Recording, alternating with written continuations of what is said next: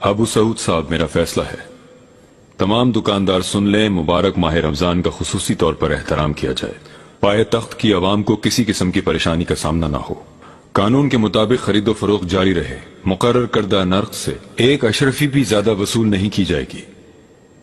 خاص طور پر گوشت اور نانے جوی سب سے اہم ہیں۔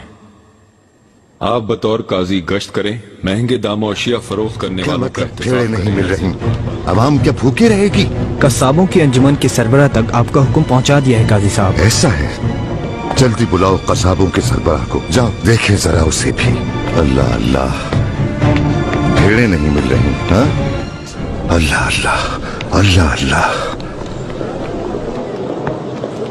قاضی صاحب، قصابوں کی انجمن کا سربراہ۔ بھیڑیں کہاں گئی؟ جناب خوش آمدید۔ خیر تو ہے، آج جلدی فروخت کر دیا سارا گوشت، کہیں امت محمدی نے افطار کے لیے جلدی خریداری تو نہیں کر لی؟ جلدی کیسے بک سکتا ہے قاضی صاحب؟ کم جانور آنے کی وجہ سے ذبح کرنے کے لیے بھیڑیں ملتی ہی نہیں۔ بھیڑیں نہیں ملتی ہیں؟ کیا مطلب ہے اس کا؟ ہاں، ہر روز استنبول میں کم از کم 4000 بھیڑیں ذبح کرنے کی ہدایت نہیں کی گئی تھی کیا؟